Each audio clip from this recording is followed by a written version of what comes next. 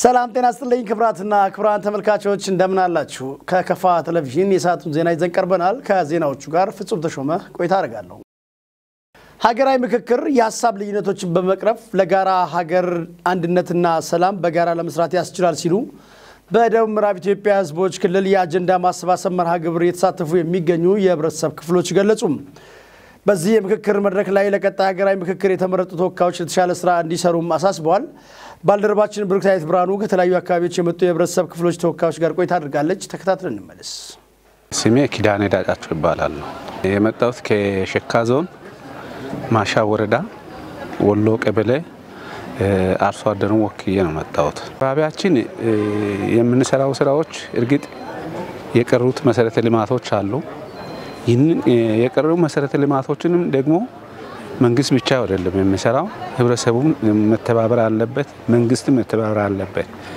መሰረተ ልማት ሲዘረጋ መንግስት ደግሞ ፊታውነት ማየት አለበት ለምሳሌ አንድ አካባቢ ሰፊ መሰረተ ልማት እየተዘረጋ ነው አለው አንድ አካባቢ ደግሞ ምንም ያልገባበት ነገር አለ በዚህ ላይም ተወያይተናል ህዝቡም ጥያቄ ነበረ የወከለ ህዝቡም ጠይቋል ይሄ ፊታው የሆነው መሰረተ ልማት በአገራችን ውስጥ እንዲስፋፋ ህዝብ ይፈልጋል ስሜ ነጋቱ አሊ ይባላል ከከፋ ዞን ጊሞ ወረዳ ውፋ ከተማ ነዋሪ ነኝ የመጣሁት ነጋዴ ማህበረሰብ ወክዬ ነው የመጣሁት የምርጫ እንደ ሀገር ነጋዴ ማህበረሰብ ብቻ ሳይሆን ከተለያዩ ማህበራዊ ዘርፎች የሚመረጡ ተወካዮች የሚመረጡበት እነዚህ ደግሞ የተወከሉ ተወካዮች ድምጻችንን ወይንም የዜጎችን ሐሳብ በየፈርጁ በተመረጡት ወይንም በተቀመጡበት ወንበር የህዝቡን ድምጽ ያስተጋባሉ ወይንም ችግር የሆኑትን ነገሮች ነክሰው ወጥተው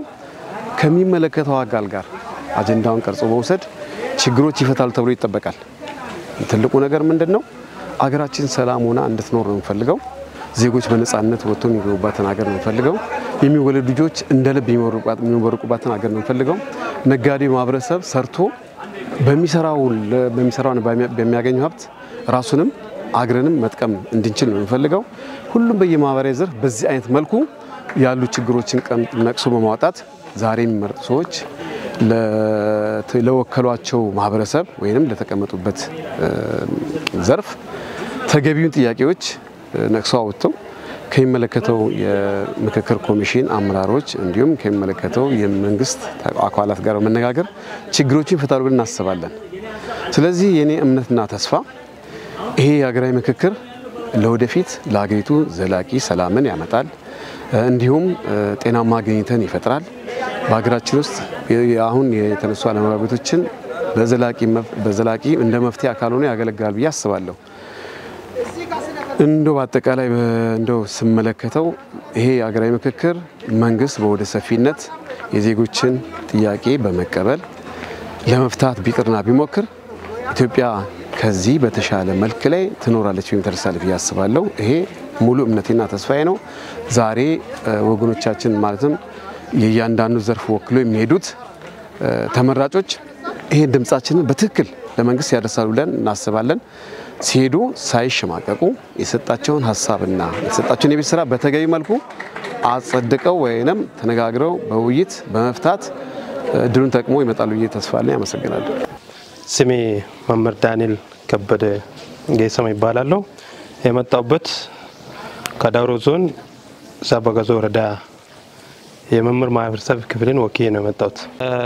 እኔ መምህርን ከመምህር ማህበረሰብ ነው የተወከልኩት መምህር እንግዲያውስ አንድን ሀገር ይገነባል ተብሎ ተስፋ ከሚጣልበት ዋንኛው መስረት የተማረ ኃይል ነው የተማረ ኃይል ካለ ሀገሪቱ ወዳለመችበት የማደግ እድሏ በጣም ሰፊ ነው አንድ ሀገር ለማደግም አንድ ሀገር ለመታወቅም አንድ ሀገር ለቀጣይ ተስፋ የሚጣልበት የተማረ ኃይልን ኮትኩቶ ለሀገር ማስረከብ የሚችለው ማን ነው መምህር ነው ስለዚህ ይሄ መምህር ለሀገር ሚና ከፍተኛ ከመሆኑ አንፃር የተሰጠውን ኃላፊነት ለምሳሌ ወርዶ ከመስራት አንፃር እንደገናም ደግሞ አሁን እዚህ አጀንዳ ሰጥቶ መሄድ ብቻም አይደለም ሄዶ ይሄ አጀንዳ እንደገና ሲሰጥ ከማህበረሰብ ጋር በመነጋገር በችግር ፈቺነት ግንባር ቀደም በመሆን ሀገሪቱን የነገ ኃላፊነትን ተረካቢ ዜጋ ብቁ ዜጋ ከማፍራት አንፃር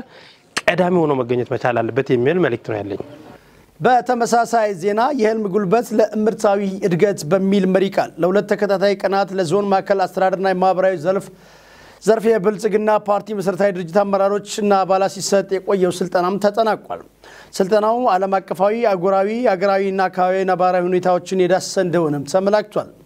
በማጠቃለያ መድረኩ ተገኝተው ከአባላቱ ለተነሱ ሀሳቦችና ጥያቄዎች ምላሽና ማብራሪያ የሰጡት የዞኑ ብልጽግና ፓርቲ ቅርንጫፍ ጽህፈት ቤት የመንግስት ረዳት ተጠሪና የአደረጃጀት ዘርፍ ኃላፊ ወይዘሮ ጽዮን ሳዬ እንደ ሀገር የተያዘውን የጋራ ህልም ወደ እምርታዊ እድገት ለመለወጥ አባሉና አመራሩ ትኩረት በመስጠት መስራት እንደሚገባቸውም ገልጸዋል። አምና ከዕዳ ወደ ምንዳ ስንል የተረከብናቸው ዕዳዎች ምንድናቸው?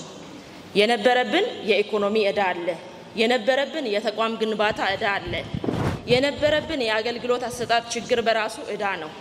ግን ደግሞ እንደ ተፈጥሮ ጸጋ እንደ ህዝብ እንደ መንግስት ብዙ ሀብት አለንና እነዚህን ተጠቅመን ወደ ምንዳ እንቀይራቸዋለን ብሎ ብልጽግና ፓርቲ ያለማቸውን ያሰባቸውን ግቦች ነው ዛሬ ተግብሮ ውጤት ሲያመጣ የህልም ጉልበት ምን ያህል ጉልበት ያለው ህልም አልሞ ጠንካራ የሆኑ እመርታዎችን እንደ ሀገር ያስመዘገበ ፓርቲ መሆኑን ዛሬ በስልጠናው እንድናውቅ የተፈለገው። በእመርታዎቹ ደግሞ እኛም አለንበት እንደ አባል እንደ አመራር ኢትዮጵያ ተደምራ ነው ሁሉ ነገሯ ውጤቷ የሚገለጸው። ስለዚህ እኛ እንደ ባለሙያ እንደ አባል እንደ አመራር የሰራናቸው ስራዎች ናቸው ተደምረው ዛሬ ሀገራዊ ውጤት የሆኑትና በባለፈው ስልጠና ከጥያቄዎቹም ጋራ ስለሚያያዝ ምን ለውጦች መጡ ለሚለው በደንብ ጠለቅ ብለን ተመልሰን በእርግጥ ደጋግመን ማሰብ መስማት ደግሞ ደጋግሞ ማንበብ ያስፈልጋልና አምና የማክሮ ኢኮኖሚ ወይንም የኢኮኖሚ ስብራት አለብን ብለን ተወያይተናል። ይሄንን ስብራት ለመጠገን ግን ሀገራዊ መፍትሄ ማምጣት አለብን ብለናል። የማክሮ ኢኮኖሚ ማሻሻያውን በደንብ ከኑሮ ውድነት ጋራ ከሌሎች ጋራ አንስታችኋል። የነበረብን ስብራት ሲደመር ደግሞ እንደ ሀገር የገጠመን የህልውና ጦርነት አለ። እሱ ተደምሮ የባሰ ወደ አዘቅት ነው የወሰደን። የኛ ወርቅ ኤክስፖርት እንደማይደረግ በህልውና ጦርነቱ ወቅት ታቁ ነበር ብዬ አስባለሁ። ከአጓ ተሰርዘናል። ስለዚህ የማክሮ ኢኮኖሚ ማሻሻያው ባጭሩ ክቡር ጠቅላይ ሚኒስቴራችንም ሲያቀርቡ የኢኮኖሚ ባለሙያዎችም ሲያቀርቡ እየሰማችሁ ነው። ሽቶ የሚገዛን ሰው አበረታቶ ቡና ሸጦ ግን ዶላር አምጥቶ እኛ ከውጭ የምንገዛቸውን ነገሮች ማዳከም ማለት ነው። ዶላር ከሌለን በያዲግ ጊዜ የተበደርነው የተከማቸ የንግድ ብድር አለ። ብልጽግና ሆነን ስንረከብ እነዚህን መክፈል አንችልም። ስለዚህ ምን ማድረግ መቻል አለብን? ሀገር በቀል የሆኑ ማሻሻያዎችን መውሰድ አለብን። ይሄንን ደግሞ እንችላለን። ጠንካራ ህልም እናልማለን። ይሄንን ማሻሻያ እንወስዳለን ብሎ ደፍሮ ፓርቲው በፈጠረው ማሻሻያ የህልም ጉልበቱ ማለት ነው የኢኮኖሚውን እመርታዊ እድገት አምጥቷል። ከተሳታፊዎቹ አንዳንዶቹ በሰጡት አስተያየት ስልጠናው ሀገራዊ አንድነትን ከማጠናከር አኳያ ለአባላቱ ግንዛቤ ያስጨበጠ መሆኑን ተናግረው አባላቱና አመራሮች ከስልጠናው ያገኙትን ግብዓት ተጠቅመው በቁርጠኝነት መስራት እንዳለባቸውም አሳስቧል። ያለው ስልጠና እንግዲህ ከፍተኛ አመራሮችን ጀምሮ እያሰለጠነ የመጣው ፓርቲያችን ታች ወርዶ አባላትንና መሰረታዊ ድርጅትን አሁን እያሰለጠነ ነው ያለው።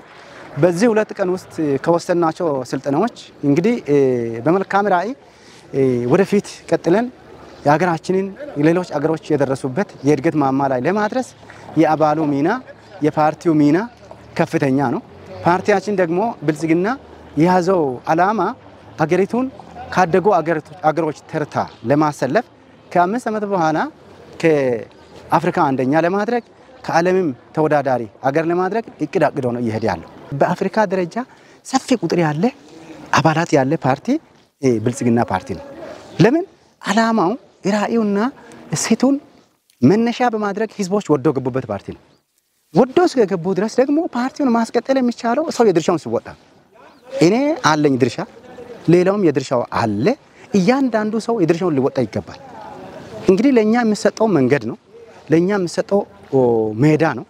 ተሰጥቶናል። የተሰጠንን አደራ ተወተን እያንዳንዳችን በተቋማችን ተቋማችን በሚነድበት ጉዞ ሁሉ ውጤታማ ሰዎች መሆን አለብን። ከምንም በላይ አገራችን ቀጣይ ምን ደረጃ ላይ እንደምትደርስ ትልቅ ነገር ያየንበት ለዚህ ደግሞ ለትልቅ ነገር መዳረሻ የሚሆነው ከአሁን ሰዓት ጀምሮ ትልቅና ነገ ለእምርታ የሚያበቃ ህልም አለመን ወደ ትልቅ ደረጃ መድረስ እንደምንችል ትልቅ ነገሮችን ያገኘሁበት መድረክ መሆኑን ነው የሚገልጸው። ትልቁ ነገር እኔ ያገኘሁት ነገር ትልቅ ነገር አግኝቻለሁ። አንደኛው በህብረ ብሔራዊ አንድነታችን እንድናመን ለዚህ ደግሞ ትልቁን ግባት ሁሉም ያገኘበት እንደሆነ ከግንዛቤ ውስጥ አስገብተን እያንዳንዳችን ለህብረ ብሔራዊ አንድነት በሃይማኖት፣ በጎሳ፣ በፖለቲካ፣ በዘር ሳንለያይ ቀጣይ ትልቁን ራዕይ የሀገራችንን ራዕይ ከግብ እንድናደርስ ሁሉም በያለበት የራሱን ጥረት ማድረግ እንዳለበት ቆንጆ ህልም ያለምንበት ነው ብዬ ነው። ዘገባው የባልደረባችን ታምራት ኃይሌ ነው። የበጋ ስንዴ ምርትና ምርታማነትን ለማሳደግ የአርሶ አደሩን ፍላጎት ከጊዜ ወደ ጊዜ እየጨመረ መምጣቱ የጊምቦ ወረዳ ዋና አስተዳዳሪ አቶ ትብብሩ አሰፋ ገለጹ። በለውጡ መንግስት የተጀመረው የበጋ ስንዴ እንቅስቃሴ ሀገሪቱ ከድህነት ጋር ያላትን ታሪክ ለመቀየር ሚናው የጎላ ነው ያሉት አቶ ትብብሩ ለዚህም አርሶ አደሩ ፍላጎት ከጊዜ ወደ ጊዜ እየጨመረ መምጣቱን ተናግረዋል። በወረዳችን ያው ከለውጥ አስተሳሰብ ወዲህ በተለይ በጋ ስንዴ ትኩረት ተሰጥቶ እየተሰራ ያለበት ሁኔታ አለ። ቢያንስ 3 አመት ልምድ ይዘናል ማለት እንደ ወረዳችን። ይሄን ልምድ ስንይዝ ደግሞ ያው ከአመት ወደ አመት ለውጦች አሉ። ከምርታማነትም አንፃር ከሄክታሩ ስፋትም አንፃር በየጊዜው እየጨመርን ነው የመጣን ያለነው። ይሄንን ስንል ምናልባት በለውጥ አስተሳሰብ የበጋ ስንዴ ማለት ያው የሀገርን ታሪክ የሚቀይር ነው። ያው ሀገራችን ምሳሌ የምትሆነው በድህነት ነው። ስለዚህ ይሄንን ድህነት ደግሞ ምክንያት የሆነው ከውጪ በልመና ስንዴ ስለሚገባ ነው። እኛ ማምረት እየቻለን እኛ ጋር ውሃ ያለ እኛ ጋር መሬት ያለ እኛ ጋር ምቹ ሁኔታ ያለ እንዴት ከውጪ እንለምናለን? ተረጂነትን እንዴት እናስቀጥላለን በሚል አስተሳሰብ የመጣ ስለሆነ ይህ አስተሳሰብ ደግሞ ያው መሬት ከወረደበት ጊዜ ጀምሮ ያው እንደ ሀገርም የሚታዩ ነገሮች አሉ። በተጨባጭ ወደ ኤክስፖርት የማድረግ እድል እያገኘን ያለንበት ሁኔታ አለ። እሱ ብቻ ሳይሆን በአፍሪካም በዓለምም ደረጃ ይሄ ነገር ጥሩ ጅማሮ እንደሆነ ሌሎች የውጪ ሀገራትም እየመሰከሩ ያሉበት ሁኔታ ስላለ እሱን አሁን ያው እንደ ወረዳችንም ደግሞ ትኩረት ሰጥተን እየሰራን ያለንበት ሁኔታ አለ። በ2016 ዓመተ ምህረት ከ1 ሄክታር የተገኘውን ምርታማነት በማሳደግ የተያዘው በጀት ዓመትም የተሻለ ምርት ለማግኘት ታቅዶ የተሰራ መሆኑን አስተዳዳሪው አክለዋል። ከዛ ጋር ተያይዞ በተለይ በዚህ በባለፈው ዓመት ወደ 153 ሄክታር በላይ ነው በሙሉ ፓኬጅ በጋ ስንዴ ብቻ ያመረት ነው የታረሰው። ከዛ ደግሞ የተገኘ ምርት አለ በአንድ ሄክታር 23.5 ኩንታል ተገኝቷል። ስለዚህ ይሄንን ደግሞ አሁን የዘንድሮ 526 ሄክታር እናለማለን ብለን ነው ያሰብነውና ያው የመሬቱ ወይም የእርሻው ስፋት ማሳደግ ብቻ ሳይሆን ምርታማነትም እንደዚሁ ከ23.5 ሄክታር ከ35 ኩንታል በላይ ማግኘት አለብን የሚለውን ከአምናው 23.5 ነው። አሁን ደግሞ ቢያንስ ከ35 ኩንታል በላይ መገኘት አለበት ምርታማነቱ የሚለውን ነገር አቅደን የገባንበት ሁኔታ አለ። ይሄን ደግሞ ምርታማነትን ለመጨመር አንደኛ ያው ከቴክኖሎጂ አጠቃቀም ጋር ያለውን ነገር ከዚህ በፊት በአንድ ሄክታር 1 ኩንታል ነው ሲዘራ የነበረው። አሁን ደግሞ የዛ ሬሾ ላይ በአንድ ሄክታር 1.5 ኩንታል የሚለው ነገርም በባለሙያ የምርታማነት ማነሱ ምክንያት ነው የሚል ነገር አለ። የውሃ አጠቃቀሙ ደግሞ ሲያንስ ደግሞ ምርታማነት እንደሚያንስም የተደረገ ነገር አለ። ስለዚህ ይሄንን በተለይ በባለሙያ የተደገፈን የአምናው ክፍተቱ ምንድነው ብለን ዘንድሮ ይሄንን የሸፈንን ምርታማነቱን እንጨምራለን ብለን ነው የምናስበው። ከዛ ጋር ተያይዞ ያው ከዝግጅት አንፃርም ያው ሰፊ ዝግጅት አድርገናል። ከበጋ ስንዴ ጋር ተያይዞ ብቻ ሳይሆን ሌሎች የውሃ አማራጮችንም ሌሎች ምርቶች ላይ በተለይ በአትክልት እና ፍራፍሬ ላይ መጠቀም አለብን በሚል አጠቃላይ በወረዳችን ውስጥ ባሉ በከተማም በገጠርም 35 ቀበሌዎች ላይ የሚመለከታቸውን አካላት በወረዳ ደረጃ መተን ንቅናቄ ፈጥረን ወደ ተግባር ገብተናል። ወደ ተግባር ስንገባም ወዲያው አሁን በተለይ ልምድ ያለው ከኛ ቀበሌዎች አንዱ ሀማኒ ነው። ሀማኒ ላይ የዞኑ የግብርና መምሪያ ኃላፊ ባለበት እርሻ አስጀመርንበት ምርቱ የተነሳበት ያለበት ሁኔታ አለና አሁን እሱን እናስቀጥላለን የሚል ነገር ይዘን የድን ነው። ከባለሙያ ድጋፍም ጋር ተያይዞ ያው ባለሙያ ጋር ከሴክተሩ ባለሙያ ከታች ከቀበሌ አመራር እስከ ወረዳ አመራር ባለው መድረክ ፈጥረን እንዴት እናሳካለን የሚለውን ነገር ተግባብተን ታች በሁኔታ አለ። ከዛ ጋር ተያይዞ በተለይ የግብርና ባለሙያ ቴክኒካል ነገሮችን ከፍተኛ ድርሻ ይወስዳል። እሱም ደግሞ የምርታማነትን ለማሳደግ ምንድነው የአምናው ክፍተት ብለን ስንወስድ ምናልባት የውሃ አጠቃቀሙ ላይ ውሃ አሁን ባሉን ካናሎች ችግር ያለባቸው ትንሽ የተበላሹትን የመጠገን የመጥረግና የማስተካከል ስራ እየተሰራ ይገኛል። የተጀመረው የበጋ ስንዴ ተግባር ውጤታማ እንዲሆን ሁሉም ባለድርሻ አካላት በቁርጠኝነት መስራት እንዳለባቸው አሳስበዋል። ከዛም አልፎ በተለይ የመሬት አሲዳማ መሬቶች አሉ፣ ይዞታ ማለት እርሻ ቦታዎች አሉ። እነሱን ደግሞ ክልሉ መደገፈ ኖራ አለ።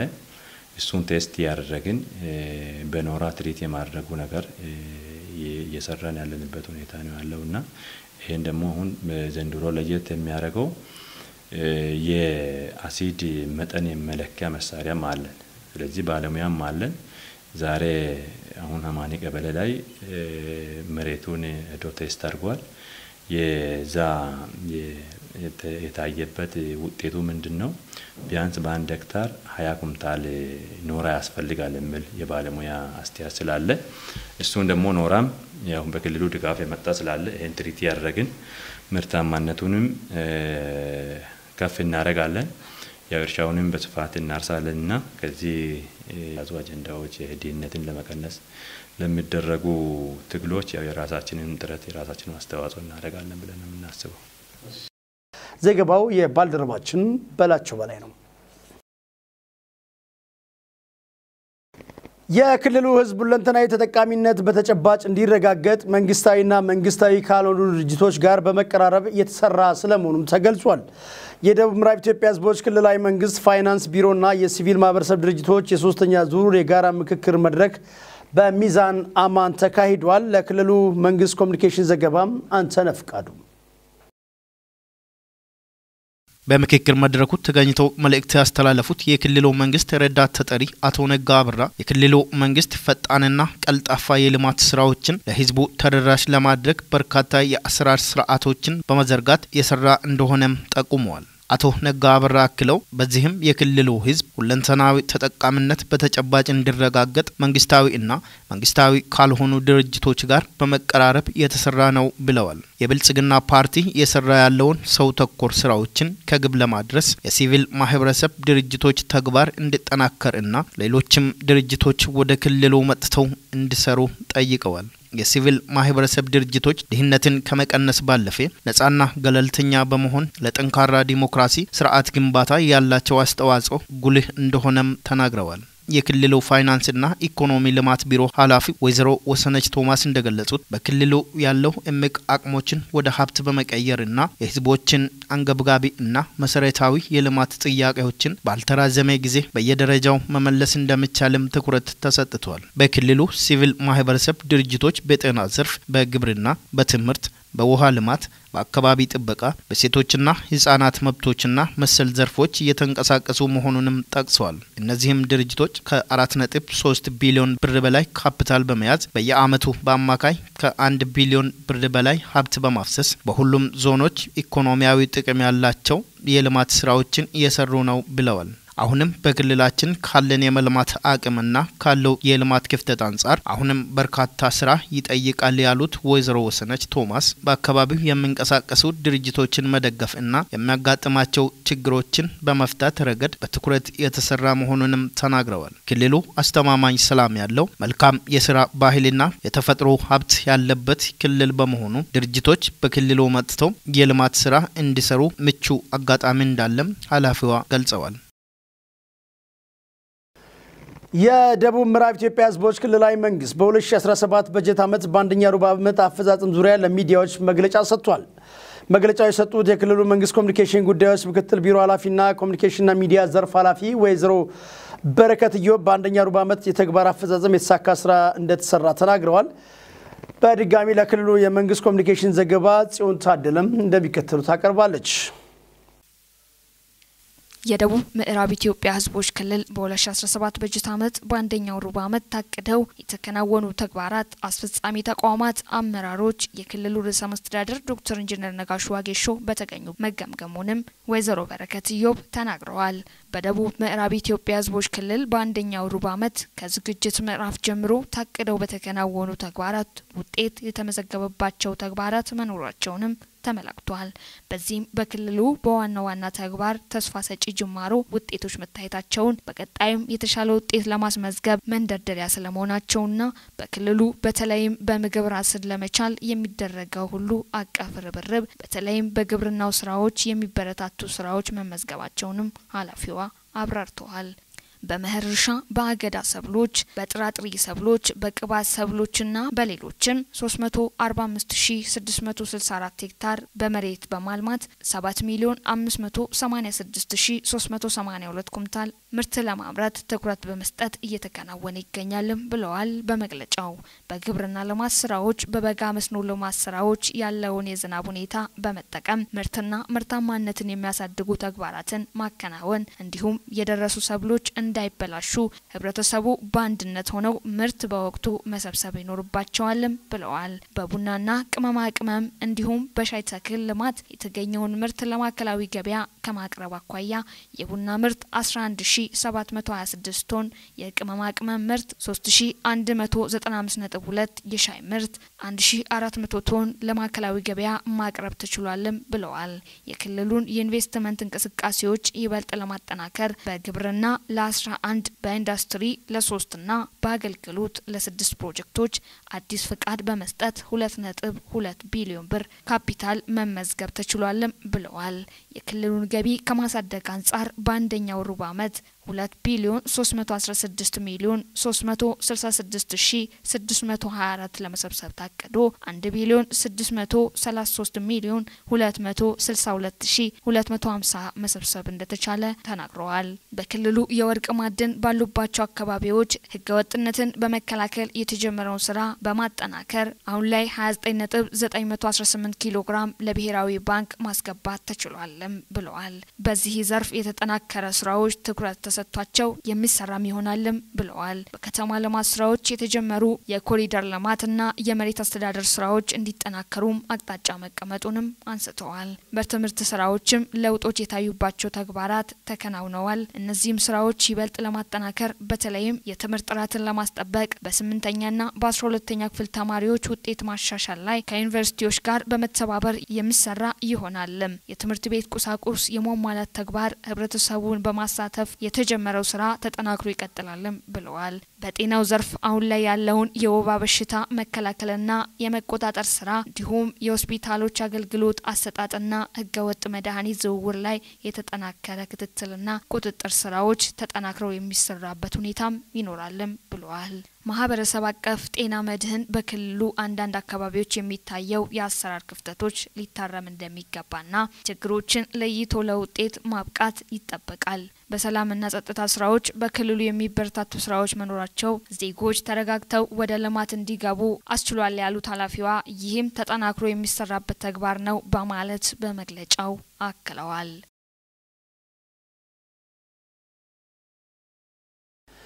የኢትዮጵያ አየር መንገድ ከኤርባስ ኩባንያ የገዛው A350 ሞዴል 1000 አውሮፕላን ከፈረንሳይ ቱሉዝ ተነስቶ አዲስ አበባ ገብቷል። አውሮፕላኑ ምድረ ቀደምት የሚል ስያሜም ተሰጥቶታል። ተጨማሪውን ተከታትለን እንመለስ።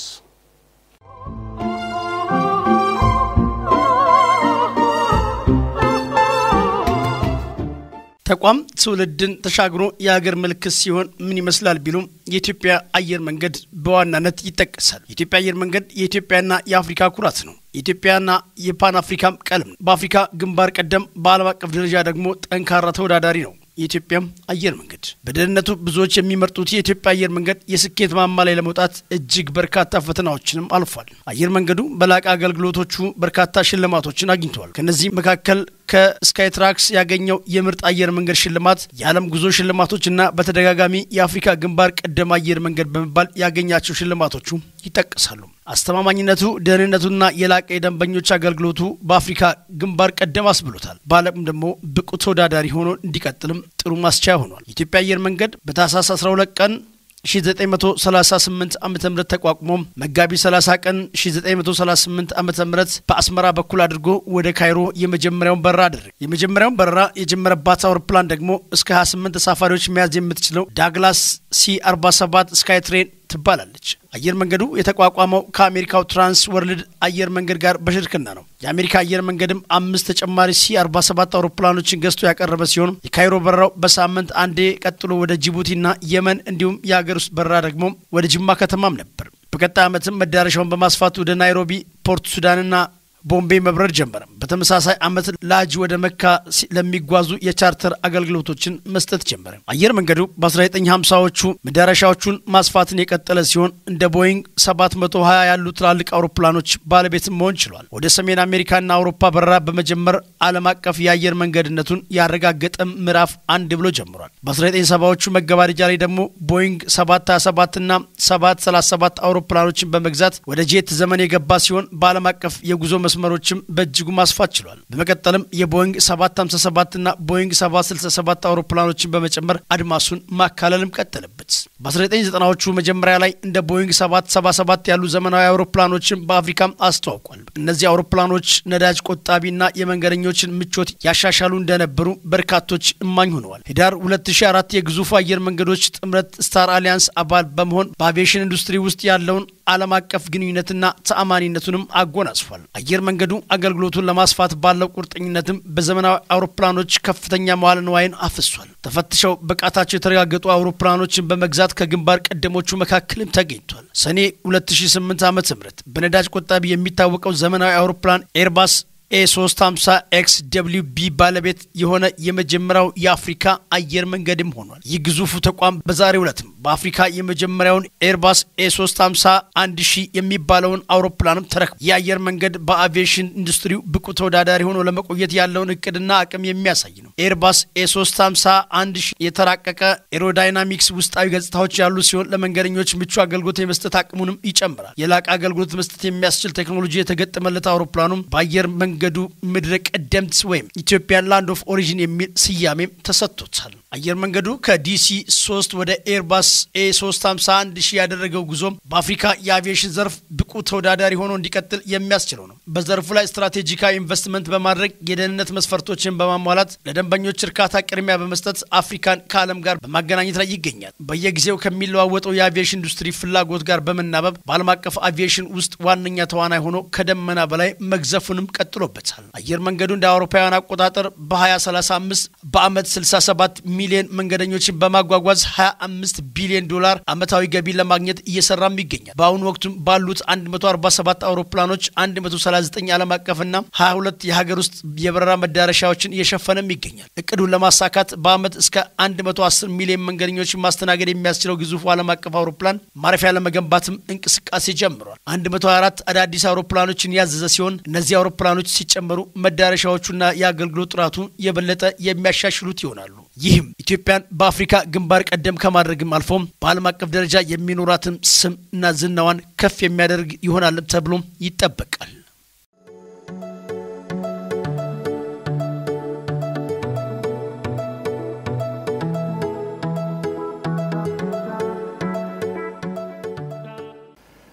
የህዝብ ተወካዮች ምክር ቤት ባካሄደው አራተኛ መደበኛ ስብሰባ በኢትዮጵያና በደቡብ ሱዳን መካከል የተደረገውን የብድር ስምምነት አዋጅ መርምሮ በሙሉ ድምጽ አጸደቀም። በምክር ቤቱ የመንግስት ዋና ተጠሪ ሚኒስቴር ተስፋዬ በልጅጌ በሰጡት ማብራሪያ አዋጁ ለጎረቤት ሀገራት ቅድሚያ የሚሰጥ ነው ብለዋል። በፖለቲካዊ ኢኮኖሚያዊና ማህበራዊ ጉዳዮች ላይ የኢትዮጵያን ጥቅም ባስከበረ መልኩ በህዝቦች መካከል ያለውን ትስስር ወደ ከፍተኛ ደረጃ ለማድረስ እንደሚያስችልም መግለጻቸው የምክር ቤቱ መረጃ አመላክቷል። በሀገራቱ መካከል ያለውን ፍላጎት መሰረት ያደረገው የመንገድ መሰረተ ልማት ስምምነቱም ኢትዮጵያን ከደቡብ ሱዳን ጋር ሊያስተሳስር የሚችል ከ738 ሚሊዮን 264 ሺህ የአሜሪካን ዶላር ባልበለጠ ብድር የሚከናወን ነው ተብሏል። ዜናው የፋና ብሮድካስቲንግ ኮርፖሬት ነው። ክብራትና ክብራን ተመልካቾች ለሰዓቱ ከክፋ ቴሌቪዥን የተዘጋጁ ዜናዎች የተከታተላችኋቸውን ይመስላሉ። ከቀሪ የቴሌቪዥኑ ፕሮግራሞች ጋር ቆይታ እንድታደርጉ እየጋበዝኩ ዜናውን በመምራት ፍጹም ተሾመ ከእናንተ ጋር ቆይታ አድርጌያለሁ። ሰላም።